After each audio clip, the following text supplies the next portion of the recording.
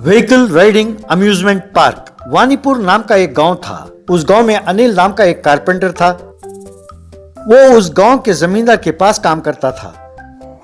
एक दिन जमींदार अनिल के पास आकर, भाई अनिल, यूं कब तक तुम मेरे पास कम वेतन पर काम करोगे? मेरी हालत भी ठीक नहीं है। इस गांव में सरकार के भागीदारी में एक अम्यूजमेंट पार्क बना रहा हूँ। वहाँ बच्चों के लिए खेलने के लिए कुछ बनाओ। जो मदद चाहिए मैं दूंगा। मेरे घर में मेरे दादाजी के जमाने के कुछ घोड़े और दूसरे जानवरों के खिलौने हैं। उनसे बच्चों की सवारी के लिए कुछ बना सकते हैं। आप कहें तो गांव के पास वाले जंगल से कुछ लकड़ी लेके आता हूँ। ठीक है, मैं बात करता हूँ। तुम्हें जो चाहिए ले आओ। अनिल जंगल के लिए निकल पड़ा। एक जगह पेड़ काट रहा था। जंगल में एक जगह करण और चरण नाम के दो मांत्रिक तपस्या पूरी करके एक दूसरे को देखने लगे। देखा, मेरे हाथ में जादुई छड़ी कितनी बड़ी है। तेरे पावर से मेरा पावर ज्यादा है। बकवास बंद कर। सवाल ये नहीं कि जादू की छड़ी किसकी बड़ी है, सवाल ये है किसके मंत्र में पावर है। ये बात सुनकर करण इधर उधर देखने लगा। उसे सामने अनिल पेड़ काटता हुआ नजर आया। तो ठीक है, हम अपना पावर उस पर प्रयोग करते हैं, तब फैसला हो जाएगा। बाद में अनिल पेड़ काट कर लकड़ी लेकर घर गया। करण और चरण उसका पीछा करने लगे। उनके देखते देखते अनिल उस लकड़ी से गाड़ियां तैयार करके अम्यूजमेंट पार्क में रखा। तब उसके पास बहुत सारे बच्चे आए। बच्चों ने टिकट खरीदा, फिर उन गाड़ियों में बैठे। अनिल उसे घुमाता हुआ बच्चों से, बच्चों, इसे देखकर ना डरो। जब तक मैं हूं तुम्हें कोई खतरा नहीं है। ये देखकर करण कहता है कि जब तक वो है कोई खतरा नहीं है। अब देखो मेरा पावर, जम जम झटक झटक बम बम फटक फटक। यूं कहते ही लकड़ी के घोड़े सचमुच के घोड़े में बदल गए और बच्चों के साथ बाहर चले गए। उनमें बैठे बच्चे बचाओ बचाओ बचाओ कहकर चिल्लाने लगे। ये देखकर वहां खड़े लोग और अनिल सब हैरान हो गए।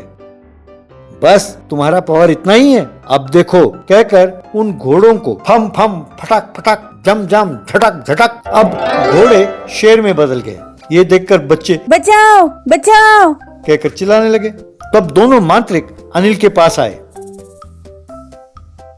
ए कारपेंटर, हम दोनों मांत्रिक हैं। हम हमारे पावर को टेस्ट करने के लिए कुछ दिनों से तुम्हारा पीछा कर रहे थे। इसने तुम्हारे लकड़ी के घोड़ों को असली घोड़ों में बदल दिया और मैंने उन घोड़ों को शेर में बदल दिया। तुम बताओ, हम दोनों में कौन ज्यादा पावरफुल है? नहीं तो ये बच्चों को शेर खा जाएंगे। अनिल मन में, बाप रे, ये मांत्रिक हैं, ये मेरा पीछा क्यों कर रहे हैं? वैसे कुछ गलत बोला तो बच्चों की जान मुसीबत में पड़ जाएगा। यूं सोचकर मांत्रिक से, देखिए, ऐसे में ये कहना मुश्किल होगा कि आप दोनों में कौन शक्तिशाली है, लेकिन आपका ताकत जानने के लिए मेरे पास एक आइडिया है। आप दोनों अपने जादुई छड़ी को बदल लें और मंत्र पढ़ें, तब पता चल जाएगा कि कौन शक्तिशाली है। तब उन मांत्रिकों ने छड़ी को बदला और मंत्र पढ़ा। तब मंत्र का कोई असर नहीं हुआ। दोनों हैरान होकर एक दूसरे को देखने लगे। शायद छड़ी के साथ साथ मंत्र को भी बदल के पढ़ना होगा तो असर होगा। ये सुनकर करण और चरण अपने मंत्र बदलकर शेर पर प्रयोग किया। तब वे फिर से घोड़े में बदल गए, फिर लकड़ी के घोड़ों में बदलकर वहां अम्यूजमेंट पार्क में जाकर खड़े हो गए। तब बच्चे वहां से उतरकर दौड़कर अनिल के पास आकर पहुंच गए। तब चरण अनिल से, अब बताओ, हम दोनों में कौन शक्तिशाली है? देखिए गुरुओं, मेरे लिए आप दोनों समान हैं, क्योंकि एक दूसरे का मंत्र का प्रयोग आप दोनों ने किया। यदि फिर भी जानना चाहते हैं कि कौन शक्तिशाली है, तो आपको फिर से तपस्या करना होगा। ये मेरे समान है। मैं अभी जाकर 10 साल घोर तपस्या करके इसे जीतूंगा, कहकर गुस्से में चला गया। मैं कोई कम नहीं, मैं भी 20 साल तपस्या करूंगा, कहकर चला गया। तब जमींदार अनिल के पास आया। अनिल, तुम अच्छे कारीगर ही नहीं, लेकिन बहुत समझदार व्यक्ति भी हो। अब से अम्यूजमेंट पार्क की जिम्मेदारी तुम्हारी है। ये सुनकर बच्चों ने ताली बजाई। Swimming pool dog rescue. एक गांव में पाचू नाम का एक लड़का रहता था। वो जब छोटा था तभी उसकी मां गुजर गई, तो उसके पिताजी दुबे ने दूसरी शादी कर ली। उनकी एक बेटी हुई पिंकी। सौतेली माँ पाछू का ठीक से ख्याल नहीं रखती थी। वो हमेशा किसी ना किसी बहाने उसे डांटती रहती थी। बाप देखता रहता था पर कुछ नहीं कहता था। पिंकी महंगे प्राइवेट स्कूल में पढ़ती थी तो बेचारा पाछू गवर्नमेंट स्कूल में ही पढ़ता था। एक दिन वो स्कूल जा रहा था तो उसने देखा कि एक रेल की पटरी पर एक कुत्ते का पैर फंसा हुआ है। दूर से ट्रेन को आते हुए देखकर वो कुत्ता डरकर भाव भाव भाव कहकर भौंकने लगा। तुरंत पाछू ने जाकर ट्रैक का लीवर खींचा तो कुत्ता वहां से भाग गया और रेल भी वहां से गुजर गई। कुत्ता पाछू के पास आकर खुशी और आभारी होकर भाव भाव भाव कहकर भौंकने लगा। बाद में पाछू ने उसे अपने लंच बॉक्स में से खाना खिलाया। वो खुश होकर खाने लगा। वो स्कूल गया तो कुत्ता भी उसके पीछे जाने लगा। स्कूल में वो क्लास के बाहर बैठकर पाछू को ही देखता रहा। स्कूल के बाद पाछू, अरे तुम कौन हो? जाओ अपने घर जाओ, जाओ जाओ। पर कुत्ता कहकर भौंका। अच्छा तुम्हारा कोई नहीं है, ठीक है मेरे साथ चलो। अब से तुम्हारा नाम राजू है। चलो मेरे घर चलते हैं। पर माँ ने देख लिया तो डांटेगी। अब क्या करूं? चलो कुछ ना कुछ करके मैं तुम्हारा ख्याल रखूंगा, पर तुम्हें मेरी बात माननी पड़ेगी। उसे अपने चारपाई के नीचे छिपाकर, भौंकोगे या शोर करोगे तो खतरा है। माँ ने तुम्हें देख लिया तो दोनों को मार पड़ेगी, होशियार कहकर उसे बोला। यूं जब वो खाने के लिए बैठता था तो खाने का नाटक करता था। फिर उसे ले जाकर चारपाई के नीचे कुत्ते को दे देता था।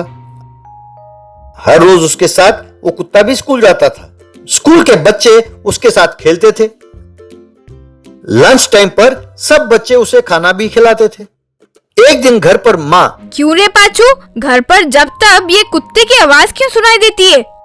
हाँ बेटे, मुझे भी कुत्ते की बू आती रहती है। मुझे लगता है कि यहाँ कुत्ता है।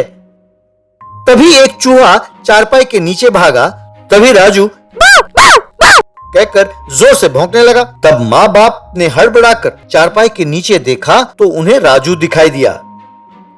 कमबख्त कुत्ते, वो डंडा उठाओ और उसे मार भगाओ। जरा देखो तो चारपाई के नीचे कैसे छिपकर बैठा है।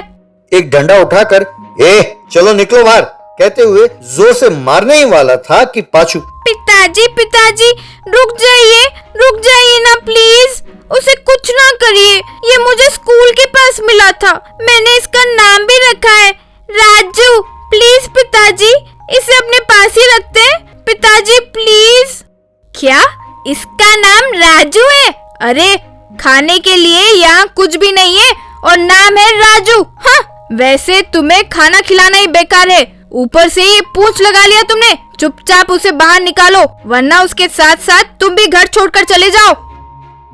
अरे ये क्या कह रही हो? उस कुत्ते के लिए इसे घर छोड़ने के लिए कह रही हो? बेचारा बच्चा है।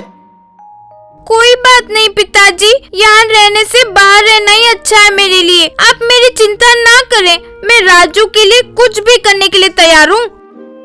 इस तरह वो बेचारा राजू को लेकर घर से बाहर चला गया। बाद में एक मंदिर के पास उसके साथ रहने लगा। क्योंकि पाछू और उसकी हालत के बारे में गांव में सब जानते थे तो हर रोज कोई ना कोई आकर उसे खाना देता रहता था। यूं उनके दिए गए भोजन से थोड़ा राजू को खिलाता था और खुद भी खा लेता था। एक दिन उसका दोस्त किशन ने आकर, अरे यार, आज पिंकी का जन्मदिन है। अरे स्विमिंग पूल के पास एक बड़े पार्टी का आयोजन किया है, क्या तुम नहीं जानते? मेरी बहन का जन्मदिन मैं कैसे भूल सकता हूँ? मैं तो जाना चाहता हूँ यार, पर डरता हूँ कि वो मुझे क्या कहेंगे। ठीक है, एक काम करता हूँ, मैं पास नहीं जाऊंगा, दूर से सब कुछ देखकर खुश रहूंगा। चलो चलते हैं। इस तरह स्विमिंग पूल के पास ही पिंकी के बर्थडे केक कट करने पर सबने मिलकर happy birthday to you, happy birthday Pinky, happy birthday to you. कहकर गाने लगे। पांचू ये देखकर खुश हुआ। बाद में सब बच्चे खेल रहे थे तो पांचू और राजू उन्हें देखने लगे। इतने में पिंकी का पैर फिसला और वो पानी में गिर गई।